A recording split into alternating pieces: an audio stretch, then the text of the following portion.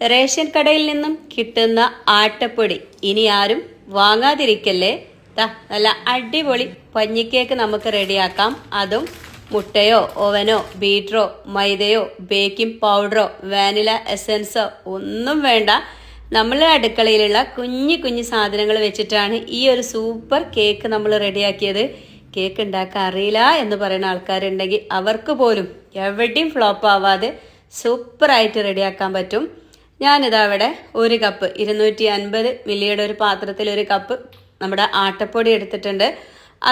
അതിലോട്ട് ഒരു 1/4 ടീസ്പൂണോളം ബേക്കിംഗ് സോഡയും നമ്മുടെ മധുരമൊക്കെ ഒന്ന് ബാലൻസ് ചെയ്യാൻ വേണ്ടിയിട്ട് ഒരു പിഞ്ച് ഉപ്പും ചേർത്തിട്ട് അരിപ്പയിൽ വെച്ചിട്ട് ഒന്ന് അരിച്ചെടുക്കുകയാണ്. പ്രത്യേകിച്ച് ചിലപ്പോൾ നമുക്ക് കിട്ടുന്ന പൊടിയിൽ പുഴുക്കളൊക്കെ ഉണ്ടാവാറുണ്ട്. അങ്ങനെയാണെങ്കിൽ അരിച്ച് നോക്കണം കേട്ടോ. നിങ്ങൾക്ക് ഈ റെസിപ്പി ഗോതമ്പ് പൊടി വെച്ചിട്ടും ചെയ്തെടുക്കാവുന്നതാണ്. അപ്പോൾ അതാ നല്ല രീതിയിൽ അരിച്ചെടുത്തിട്ടുണ്ട്. അപ്പോൾ താഴെ ചെറിയ രീതിയിൽ തവിടൊക്കെ ഉണ്ടാവും, കണ്ടല്ലോ. അതങ്ങോട്ട് ഒഴിവാക്കി കൊടുക്കട്ടെ, അത് നമുക്ക് വേണ്ട. നല്ല രീതിയിൽ ഇനൊരു സ്പൂൺ വെച്ചിട്ടൊന്ന് മിക്സ് ചെയ്തെടുക്കാം. ഇതിൽ നമ്മൾ ബേക്കിംഗ് പൗഡർ ഒന്നും ചേർക്കുന്നില്ല, ഒരിത്തിരി ബേക്കിംഗ് സോഡ മാത്രമേ ചേർക്കുന്നുള്ളൂ. എന്നാലും നല്ല പെർഫെക്റ്റ് ആയിട്ട് നിങ്ങൾക്ക് കിട്ടും. അപ്പോൾ ആദ്യത്തെ നമ്മളെ പണി എന്ന് പറഞ്ഞാൽ നമ്മളിന്ന് കുക്കറിലാണല്ലോ ഉണ്ടാക്കുന്നത്. അപ്പോൾ അതിൻ്റെ ഉൾവശത്ത് കുറച്ച് സൺഫ്ലവർ ഓയിലൊന്ന് തേച്ച് കൊടുക്കാം. ഇനി ചിലർ മൈദാപ്പൊടി തട്ടിയെടുത്തിട്ടാണ് ചെയ്തെടുക്കാറ്, അല്ലെങ്കിൽ ബട്ടർ പേപ്പർ വെച്ച് കൊടുക്കുക. എൻ്റെ കയ്യിലുള്ളതുകൊണ്ട് ഞാനിതാ ബട്ടർ പേപ്പർ വെച്ച് കൊടുക്കുന്നുണ്ട്. അതിൻ്റെ മുകളിൽ ഒരു ഇത്തിരി ഓയിലൊന്ന് തേച്ച് കൊടുക്കുക, അല്ലെങ്കിൽ ഒരു ഇത്തിരി മൈദാപ്പൊടി ഇട്ടിട്ട് ജസ്റ്റ് ഒന്ന് തട്ടിയെടുത്താൽ മതി കേട്ടോ. അതവിടെ സെറ്റായിട്ടുണ്ട്. ഇത് ആദ്യം അങ്ങോട്ട് സെറ്റാക്കി വെക്കട്ടോ.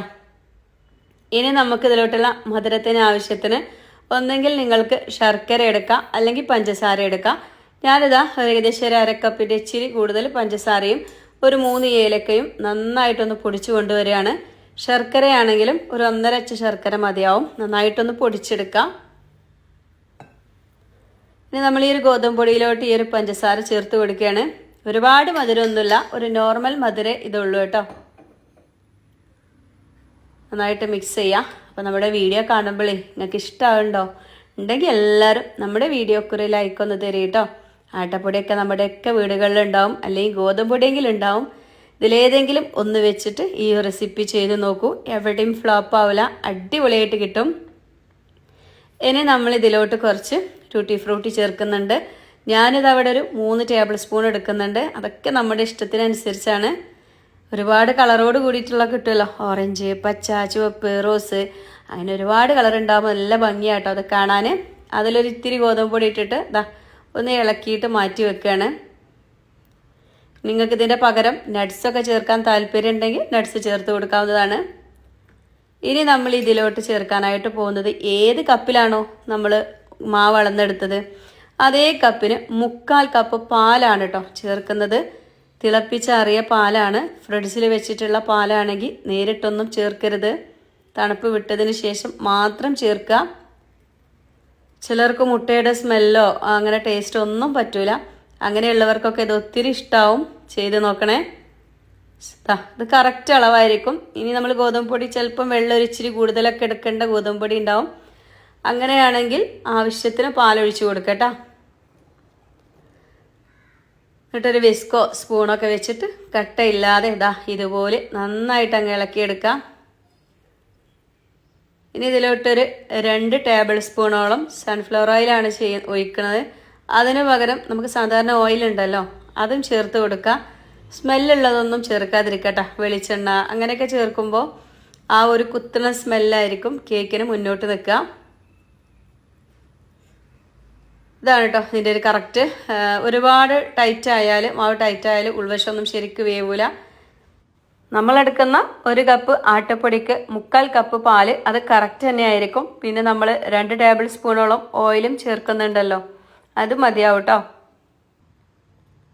ലാസ്റ്റ് നമ്മൾ നേരത്തെ റെഡിയാക്കി വെച്ചിട്ടുള്ള ആ ഒരു ടൂട്ടി ഫ്രൂട്ടി ചേർക്കണം. ഈ ഒരു ടൈമിൽ നട്ട്സൊക്കെ ചേർക്കാൻ താല്പര്യമുള്ളവരാണെങ്കിൽ ഈ ഒരു ടൈമിൽ ചേർക്കാം. അതുപോലെ തന്നെ ലാസ്റ്റ് ഇതിൻ്റെ മുകളിലൊക്കെ ഒന്ന് വെതറി കൊടുക്കാം. ബദാമോ പിസ്തയോ അങ്ങനെയൊക്കെ ചെയ്തെടുക്കാം കേട്ടോ. ഇനിയിപ്പോൾ ഒന്നും ഇല്ലെങ്കിലും കുഴപ്പമില്ല, നല്ല ടേസ്റ്റ് ഉണ്ട് സംഭവം. അപ്പോൾ നമ്മളിത് കുക്കറിലാണല്ലോ വേവിക്കാൻ പോകുന്നത്. അപ്പോൾ നമ്മൾ നേരത്തെ സെറ്റാക്കി വെച്ചിട്ടുള്ള ആ ഒരു കുക്കറിലോട്ട് ഇതൊന്നങ്ങ് ഒഴിക്കുകയാണ്. ഒരു പഴയ പാന് നമ്മൾ ഗ്യാസിൽ ചൂടാക്കാൻ വെക്കാം കേട്ടോ. ഇനിയിപ്പോൾ ഇരുമ്പിൻ്റെ തവ ആയാലും കുഴപ്പമില്ല. തീ വളരെ കുറച്ച് വെച്ചിട്ട് ചുരുങ്ങിയതൊരു 35 മിനിറ്റെങ്കിലും നിൽക്കണം. അപ്പോഴേക്കും തന്നെ ഈ ഒരു ഗോതമ്പ് കൊണ്ടുള്ള പഞ്ഞിക്കേക്ക് റെഡിയാവും. അതാ സ്പാച്ചിലൊക്കെ വെച്ചിട്ട് ബൗളിലുള്ളതൊക്കെ ഇതാ ഇതുപോലെ വടിച്ചിട്ട് തന്നെ ഇട്ട് കൊടുക്കാം. ഇനി 2-3 ടാപ്പ് ചെയ്യാം. ഇനി ഇതിൻ്റെ മുകളിലായിട്ട് ഞാൻ കുറച്ചുകൂടി ടൂട്ടി ഫ്രൂട്ടി ഇതാ ഇതുപോലെ ഇട്ട് കൊടുക്കുന്നുണ്ട് കേട്ടോ. കാണാനും നല്ല ഭംഗിയാണ്. കഴിക്കുന്ന സമയത്ത് ഇടയിൽ ഇങ്ങനെ കടിക്കാൻ കിട്ടുമ്പോൾ നല്ല രുചിയാണ്. പിന്നെ ഇപ്പോൾ ഓരോരുത്തർക്കും ഓരോ ഇഷ്ടങ്ങളാണ് കേട്ടോ. പല പല കളറുള്ള ചേർത്ത് കൊടുക്കുമ്പോൾ കാണാൻ നല്ല ഭംഗിയായിരിക്കും. പിന്നെ എന്തായാലും നിങ്ങളിത് ചെയ്ത് നോക്കണം കേട്ടോ. നമ്മുടെ കുട്ടികളൊക്കെ സ്കൂൾ വിട്ട് വരുമ്പോൾ എന്നും ഒരേ ചായക്കടിയോ അല്ലെങ്കിൽ ബേക്കറി പലഹാരങ്ങളൊക്കെ കൊടുത്തിട്ട് അവരെ ബോറടിപ്പിക്കണ്ട.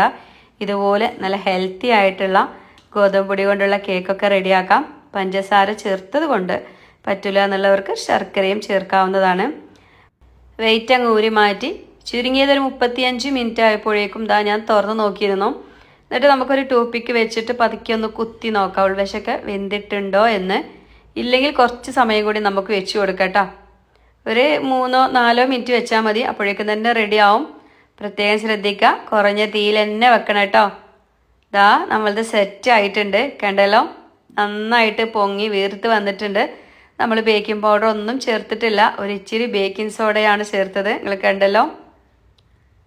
ഇനി നമുക്കിതൊരു സ്പാച്ചില വെച്ചിട്ട് പതുക്കി അതിൻ്റെ സൈഡൊക്കെ ഒന്ന് ഇളക്കി കൊടുക്കാം. കയ്യിലോട്ട് അങ്ങ് തട്ടിയാൽ മതി. താഴെ ബട്ടർ പേപ്പർ ഉണ്ടല്ലോ. മാഷാ അല്ലാ, നമുക്ക് നല്ല ഉഷാറായിട്ട് തന്നെ കിട്ടിയിട്ടുണ്ട് കേട്ടോ. കണ്ടല്ലോ. ഇനി നമുക്കത് ഇഷ്ടമുള്ള ഷേപ്പിൽ കട്ട് ചെയ്ത് കഴിക്കാവുന്നതാണ്. ഇപ്പം ചെറിയൊരു ചൂടുണ്ട് കേട്ടോ. ചൂട് നന്നായിട്ട് അങ്ങ് ആറട്ടെ. അപ്പോഴാണ് നമുക്ക് നല്ല രീതിയിൽ ഇത് കട്ട് ചെയ്യാനായിട്ട് പറ്റുള്ളൂ. ഒരു കുക്കറും ഇച്ചിരി ഗോതമ്പ് പൊടിയും പാലൊക്കെ ഉണ്ടെങ്കിൽ വളരെ സിമ്പിളായിട്ട് എളുപ്പത്തിൽ നമുക്കിത് റെഡിയാക്കാവുന്നതേ ഉള്ളൂ.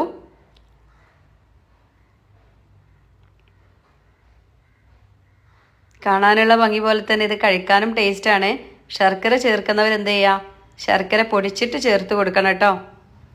അല്ലെങ്കിൽ കുറഞ്ഞ വെള്ളത്തിൽ ഉരുക്കിയും നമുക്ക് ചേർക്കാം. ഒരുപാട് വെള്ളത്തിലായാൽ ആകെ കുളമാവും. കുറഞ്ഞ വെള്ളത്തിൽ ശർക്കര ഉരുക്കിയെടുത്താൽ മതി. എന്നിട്ടൊന്ന് അരിപ്പയിൽ വെച്ച് അരിച്ചെടുക്കണം.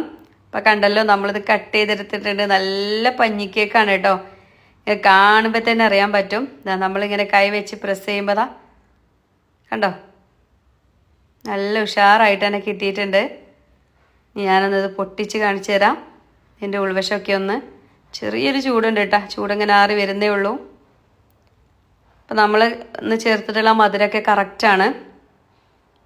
മധുരം ആവശ്യമുള്ളവർക്ക് കൂടുതൽ ചേർക്കാവുന്നതാണ്. കണ്ടല്ലോ, നല്ലൊരു കട്ടൻ ചായയും ഇതുപോലൊരു കേക്കിൻ്റെ കഷ്ണവും കിട്ടിയാൽ ആർക്കേക്കാരും അത് ഇഷ്ടമല്ലാത്ത. എല്ലാവരും ഇഷ്ടത്തോടു കൂടി വയറ് നിറച്ച് കഴിച്ചോളും.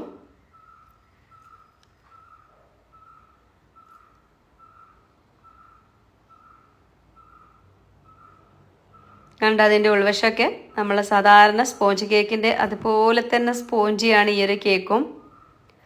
നമ്മൾ മുട്ടയോ മൈദയോ ഒന്നും ചേർത്തിട്ടില്ല. കണ്ടല്ലോ, താഴെ ഭാഗം ചെറിയ രീതിയിൽ ഇങ്ങനെ ഒന്ന് മുരിഞ്ഞ് കിട്ടും കേട്ടോ. അതങ്ങനെ കഴിക്കാനാണ് കേട്ടോ ടേസ്റ്റ്. ഇത്ര ആവണ്ടെന്നുണ്ടെങ്കിൽ നിങ്ങൾക്കൊരു 32-33 മിനിറ്റിലൊക്കെ നമ്മുടെ കേക്ക് എടുക്കാവുന്നതേ ഉള്ളൂ. എല്ലാം നമ്മളിതാ കട്ട് ചെയ്തിട്ട് അങ്ങനെ മാറ്റി വെക്കുകയാണ്. കുട്ടികൾ സ്കൂളിട്ട് വരുമ്പോൾ ഓരോ പീസ് അങ്ങ് കൊടുത്താൽ മതി. ഇഷ്ടത്തോടു കൂടി, കുട്ടികളായിട്ടല്ല കേട്ടോ, മുതിർന്നവർക്കൊക്കെ ഒരുപാട് ഇഷ്ടമാവും. നാളെ വരെ കേട്ടോ. എല്ലാവരോടും അസ്സലാമു അലൈക്കും.